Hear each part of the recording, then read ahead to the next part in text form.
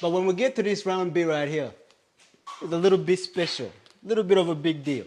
Usually I don't like to say big deal, but that might be a little bit of a big deal. There's different types of plasterboard you can get. 6mm plasterboard is made for stuff like this. Because of that 6mm, it flexes a lot more than 10mm wood. But because it's 6mm, you'd have to double hang that. Put your first 6mm and then not another one on the top. Listen, I don't have 6mm. I didn't want to get 6mm because all I have is that right there. So we have to improvise. We have to make our own circle. I can't bend the 10mm, so I'm going to get critical and technical with it. And this is what I'm going to do. Put my tape measure on there, and I want to mark 50, 100, 50, 100. You get what I'm saying? Every 50mm. I can probably get away with 60, but I'll just do 50, just because I want that circle to be a nice circle. I'll go all the way through. With a nice sharp blade, I'm going to go ahead and cut all my 50s. Nice straight line through. Cool. Go all the way through. With the piece pre-cut, we'll have to sit it inside the circle. You gotta go right in the circle. The whole thing. The piece that needs to be cut, I'm gonna cut it. Now once the piece is sitting okay, and you push it up, it's definitely up everywhere. I wanna make sure I got a tight corner, just like that. Now you wanna screw every 50mm you got. So now the importance of having a timber at every 100 is because of this situation right now. Because I don't have a timber here, it's making it hard for me to screw the very top. And I know if I screw where the timbers are, because they're not lined up with the circle, it's not gonna really work out. So I'm forced to single screw it, or try my best to screw the very bottom and single screw the top. Those are the only options I have. I don't really have much of a choice, so we gotta make it work with what we have.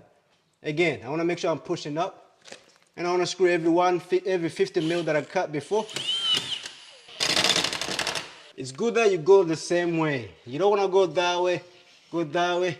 It's good to go the same way. Because every time you put a screw, the plaster pulls itself to where it needs to be.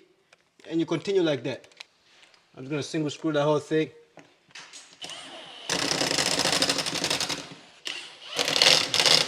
You can see the lines for my cut. But when it comes time to put a bead on and everything else, like I said with this side, you're not gonna see that, so we're gonna make that look very nice and smooth.